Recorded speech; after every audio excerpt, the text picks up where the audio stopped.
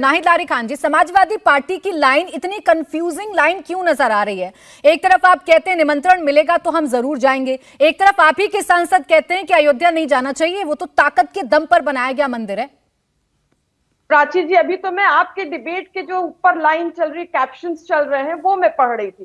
ठीक नाम रखा आपने बीजेपी का कि घमंडिया। ठीक नाम है, ठीक बात है, बीजेपी घमंड में चूर रहती है, सत्ता में बैठे हैं तो घमंड में चूर है। तो घमंडिया लोग सरकार में है और इंडिया इंतजार में है कि 2024 का चुनाव आएगा और घमंडिया लोग जो सत्ता से बहुत दूर फेंक देंगे। ठीक है, मुझे तो डिबेट का टॉपिक जो आपके कोऑर्डिनेटर ने बताया था 2024, अब जो आपकी टैगलाइंस और जो कैप्शंस, धोखा देके बुला लिया आपने समाजवादी नहीं, कोई धोखा नहीं, वरना आना वो भी नहीं चाहते राम मंदिर पर। शिवम त्यागी जी, नहीं कोई धोखा नहीं, कोई धोखा नहीं है। उनको पता है कि राम मंदिर की चर्चा चल रही है, उनको पता है कि उनकी लाइन को लेकर चर्चा चल रही है और इसे 24 से जोड़ा जाएगा। बोलिए नाहिद जी, बोलिए। डिबेट नहीं करूंगी, आई डिडंट इंटरप्ट एनीबॉडी। हाँ बोलिए। देखिए तो ठीक है, अब आप तो खुद ही बता रही हैं कि 2024 का चुनाव की तैयारी कर रही है बीजेपी। जो राम लल्ला जी की जो प्राण प्रतिष्ठा है, ये धर्म या आस्था का विषय नहीं है ये बीजेपी के लिए। आप तो खुद ही डिबेट के माध्यम से पूरा जो कैप्शंस चल रहा है वो स्पष्ट बता रहा है कि बीजेपी 2024 के चुनाव की तैयारी कर रही है। बीजेपी सर वोटों के लालच में कर रही है। इनको ना श्री राम जी से कोई मतलब है और ना लोगों की आस्था से कोई मतलब है, ना प्रभु राम जी से मतलब है, ना धर्म से मतलब है। ये आपका डिबेट का टॉपिक यही बता रहा है। मैं तो बाद में मैडम उससे आगे थोड़ा सा निकल जाइए, मेरे सवाल पर भी ध्यान दे दीजिए, अपनी पार्टी पर जवाब दे दीजिए। मुझ पर थीसिस लिख लिया, मेरे चैनल पर लिख लिया, मेरी टैगलाइंस पर लिख लिया। अब थोड़ा सा आगे बढ़ के शफीकुर रहमान बर्क पर बोल दीजिए, डिम्पल यादव पर बोल दीजिए, थोड़ा सा आगे बढ़िए। थोड़ा सा, मैं इतनी देर सबका इंतजार करती रही, सुनती रही, मौका तो दीजिए। नहीं, मैं सुन रही हूँ। शुक्रिया आपका। देखिए, राम मंदिर का जो निर्माण हो रहा है वो तो सबको मालूम है, स्पष्ट है कि सुप्रीम कोर्ट माने सुप्रीम कोर्ट के आदेश पर बन रहा है। और अभी 12 दिसंबर 2023 को हाउस में गृह मंत्री अमित शाह जी ने भी यही स्पष्ट रूप से बताया कि राम मंदिर का निर्माण जो है माननीय सुप्रीम कोर्ट के आदेश पर हो रहा है। और ठीक भी बात है कि इसमें किसी भी पार्टी का कोई योगदान नहीं, ना समाजवादी पार्टी, ना बीएसपी, ना कांग्रेस, ना टीएमसी, ना बीजेपी, किसी भी पार्टी का कोई श्रेय इसमें नहीं है। ये तो स्पष्ट बात है।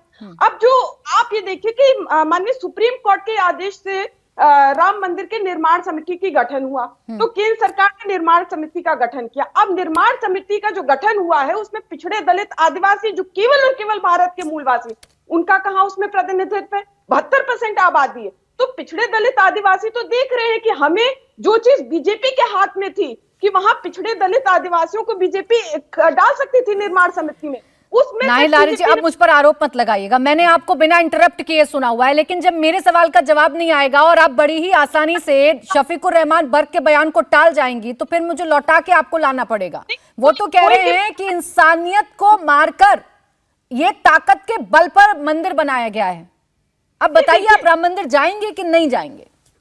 मैं तो आपको स्पष्ट बता रही हूँ, मैं तो उसी मुद्दे पर आ रही हूँ। थोड़ा टाइम तो दीजिए, यस नो में जवाब थोड़ी हो जाता है। यस नो में मत दीजिए मैडम, नहीं, मुझे यस नो में जवाब भी नहीं चाहिए और इसका जवाब यस नो में आएगा भी नहीं, आपको एक्सप्लेन ही करना पड़ेगा। मैं तो 1 सेकंड और दीजिए, पहले मैं निर्माण समिति की बात कर लूं, फिर मैं आपकी सवाल का जवाब दे दूं। केवल बहुत जल्दी मैं बात ऐसे नहीं होता ना नाहिद जी, फिर समय की कमी हो जाती है, फिर आप लोग कहने लगते हैं कि मैं आपको समय नहीं देती हूँ। हाथ जोड़ते नहीं, हाथ नहीं जोड़ना है, हाथ नहीं जोड़ना है। आपके अपने अलग मसले हो सकते हैं। आज क्या कहा है स्वामी प्रसाद मौर्य ने वो भी मुझे पता है। वो हिंदू धर्म को धोखा और धंधा बता रहे हैं, तो वो भी मुझे पता है।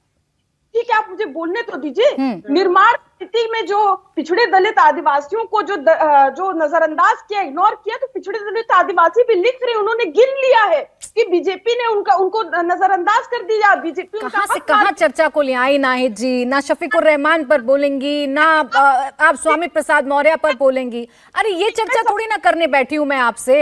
जब बनी थी जब ये ट्रस्ट बना था, जब ये समिति बनी थी, कितना आपने इस बात पर सवाल खड़े कर दिए थे? बताइए, जो आज आपको याद आ रहा है। इसीलिए तो माननीय अखिलेश यादव जी शुरू दिन से कह रहे हैं कि जातिगत जनगणना हो जानी चाहिए, उसकी उतनी भागीदारी हर क्षेत्र में हो जाए।